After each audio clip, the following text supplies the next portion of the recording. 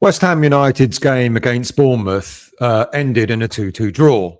But after leading by 2 goals at half-time, I guess many West Ham fans suggested that Nuno threw away a winning position by making substitutions at the wrong time in the game. Nearly all of Nuno's subs were more or less to replace attacking players for defensive-minded players. I know that changed with bringing on Fulkrug, and I'll talk about that later as well. But at halftime, he withdrew Luis Guilherme for Kyle Walker-Peters. Kind of seemed to make sense. Guilherme wasn't really getting too much into the game. Kyle Walker-Peters probably offered something a little bit more stable.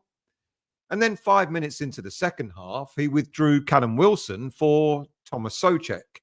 Probably quite a contentious substitution, not because of what he did, but because of the timing of when he did it.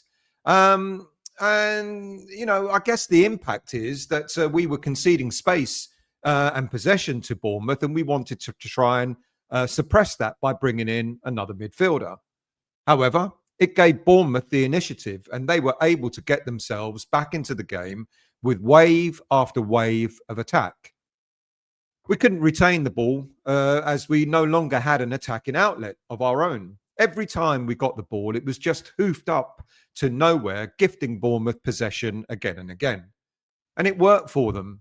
With the game then poised at 2-2, we seemed to concede yet more ground by Nuno deciding to bring in an attacking player and by taking off Matías Fernández. This time he thought, okay, we're at 2-2, let's get an attacking outlet on. But an attacking outlet that had no impact. And the problem is, Fernandes and Potts were doing exceedingly well in the centre of midfield, trying to control the game. But Nuno brought on Nicholas Fulkrug, who, let's be really frank, was extremely woeful. He offered nothing, and it meant that there was just a bigger gap in the middle of the park for Bournemouth to try and exploit. But why did Nuno make the changes that he did, and could he have approached the game in a different way?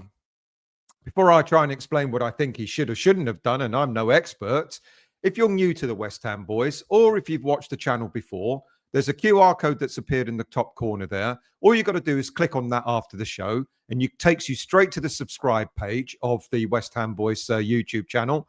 Please subscribe. Costs nothing to subscribe to the channel. All the content is free. If you've enjoyed this show at the end, please do hit the like button that's below the video. And there's also a button called Hype. If you click on Hype, it actually allows you to promote the channel automatically to other people to watch. And if you're feeling extremely generous, you can become a member of the channel. Membership is $1.99 a month. And for that, you do get extra content. And all the money that's raised through the membership scheme goes directly to Prostate Cancer UK. Okay.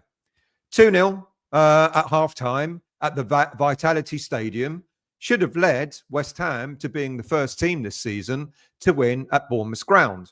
It was torrential weather there. I mean, we got absolutely drenched on the terraces on Saturday, and the players playing under that, really, really windy, you know, a lot of rain, etc. And to get a 2-0 lead by half-time was, you know, against the odds, pretty good. But walking away with just a point at the end of the game felt as if it was one of those matches where the result didn't just hinge on a single moment. It hinged on a chain of choices with the substitutions being chief amongst them. Look, after scoring 2 goals, Nuno decided to bring Callum Wilson off. He gave us the perfect start. 2 clinical finishes that put us in front and on paper in control. But the story wasn't simply a case of we scored and they didn't. Bournemouth had the ball for most of the first half, and they had even more of the ball for most of the second half as well. I think I'll come to the stats in a moment. And Bournemouth, having most of the ball, were probing, asking questions through the middle and down the wings, and we were compact enough in the first half to turn pressure into counter opportunities. And Wilson's movement had been crucial, and that threat forced Bournemouth to be cautious and planted the blueprint for what should have been a controlled second half. I mean, we took our chances in the first half. We scored 2 goals. We were controlling the game, or we should have controlled the game. But the subs gave Bournemouth the momentum. Now, on paper, the subs that Nuno made were sensible. More defensive discipline and a more experienced cover. But on the pitch, though, each switch nudged us away from the game that we'd been winning and towards the one that Bournemouth wanted. They were patient in possession, their territorial dominance grew, and chances were created from that sustained pressure. Overall, Bournemouth had 76% possession of the ball, 28 shots to our 5, 10 of their shots were on target, and they had a further 3 big missed chances as well. They were dominant, and the subs that we made gave them even more dominance. Their accuracy pass rate was 85%, which is exceptional.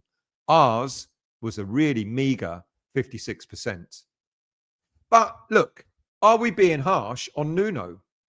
There are coherent tactical reasons for the substitutions. It's understandable that Nuno wanted to preserve our lead. I get that.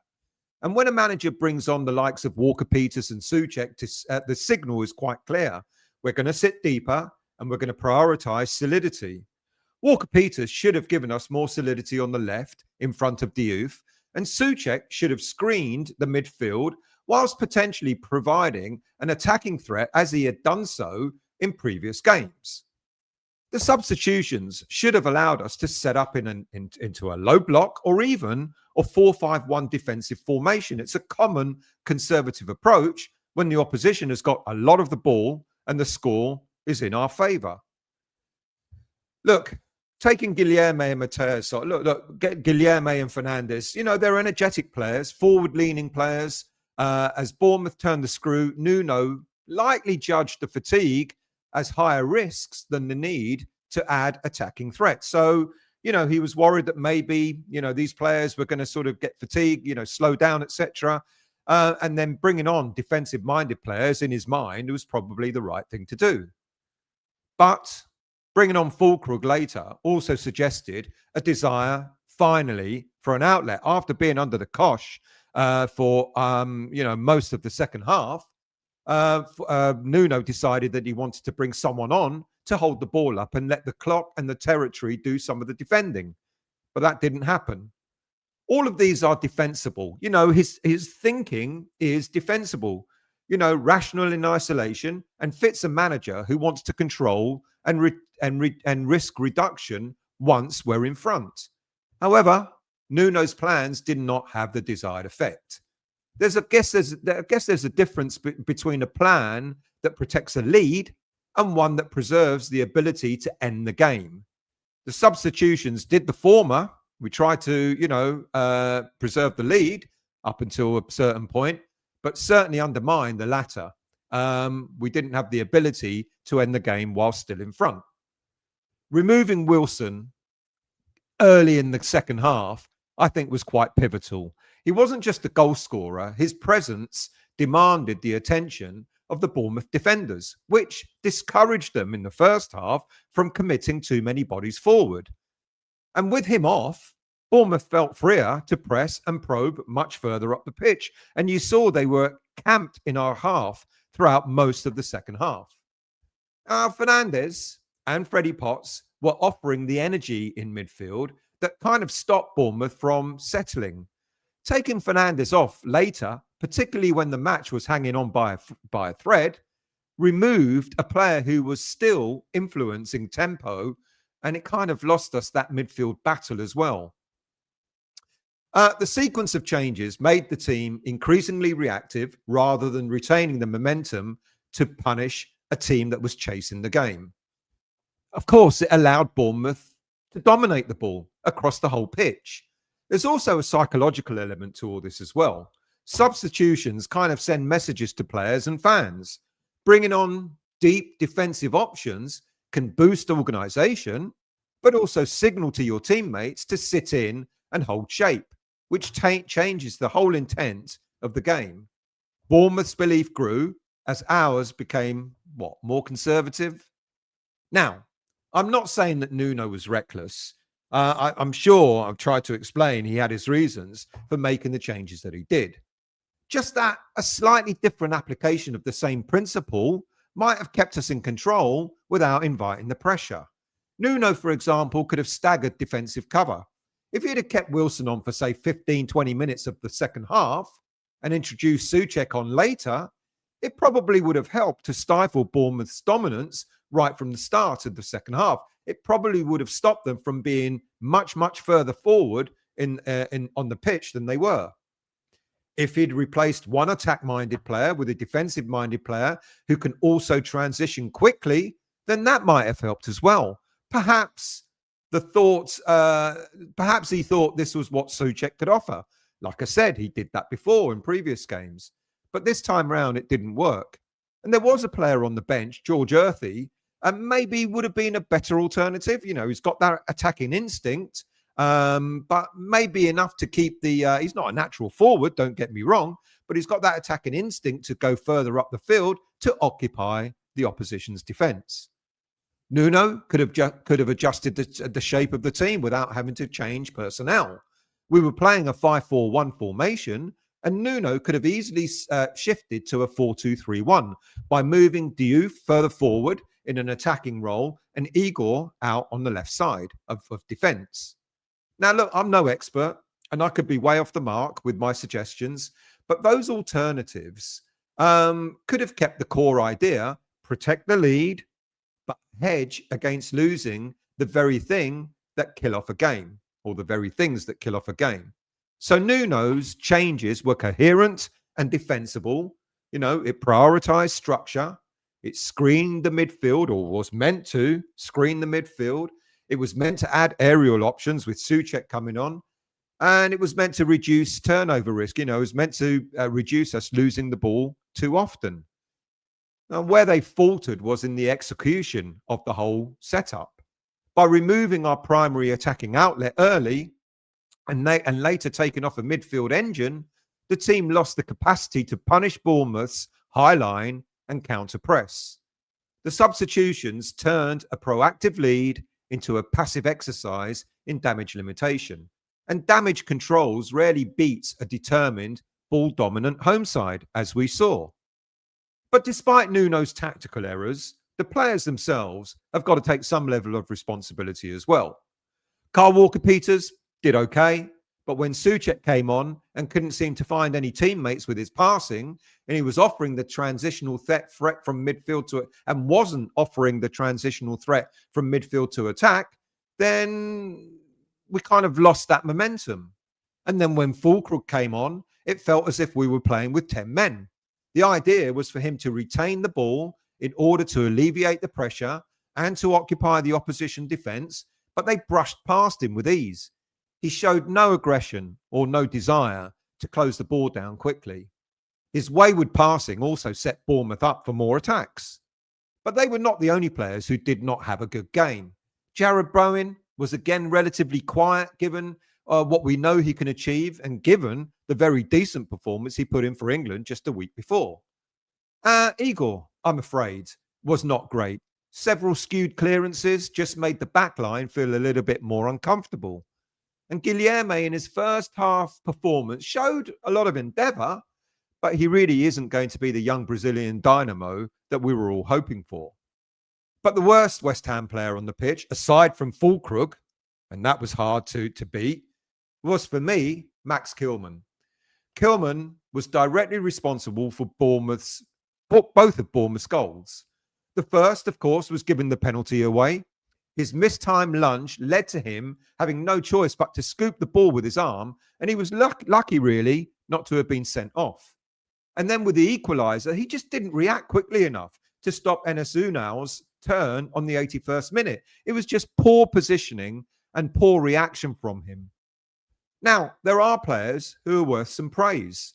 For example, Jeanclairtodibo seems to be improving game by game. Fernandes and Potts, as I mentioned earlier, in central midfield, were trying to do their best to control the game, control the tempo. And Alphonse Areola pulled off numerous saves to keep Bournemouth at bay. Without his goalkeeping, and the scoreline could have been anything like, 7-2 to Bournemouth? Look, we still came away with a point in this, so there's got to be some kind of consolation. The first is we got a draw away from home. against a team with an excellent home record. And then the other consolation, I guess, has got to be that next weekend against Liverpool, we should have Lucas Paqueta, Dinos Mavropanos, and Somerville back from suspension and injuries. The return of those three players immediately restores our shape.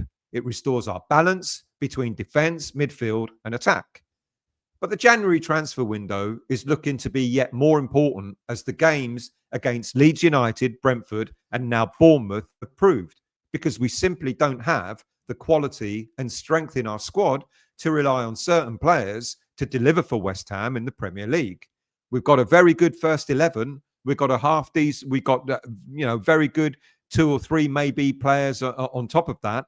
But then the rest of the squad is really, really found wanting.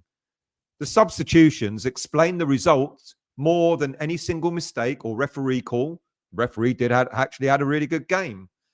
But they do reveal a manager who prioritised control, but perhaps misguided in how much attack was needed to be left in the team. Taking away all our attack proved to be a little bit, wasn't a disaster because we got a point, but could have been a lot worse. Look, all we've got to hope for now is Nuno continues to learn from this game and continues to learn for the games coming up, because I think he's now realised that there are certain players he can really rely on, and in order to execute what he wants done on the pitch. But there are a number of players that he knows he can't rely on. Look, we got a point. We got a point away from home. If we'd have asked for a point before the game started, we would have all taken that hands down without a shadow of a doubt. I guess, though, it's the nature of being 2 goals up front and not controlling the tempo and the narrative that kind of hurt more. Anyway, we move on. We've got Liverpool this coming Sunday. They were thrashed 3-0 against Nottingham Forest on Saturday. They're going to want to come out and they're going to want to prove themselves because they're not having a good time of it at the moment.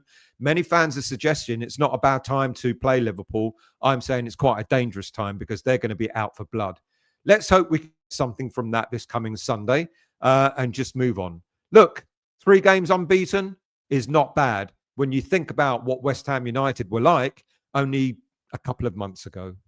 Thank you for watching and listening. Really appreciate it. I'll be back again soon, and have a good rest of this Sunday.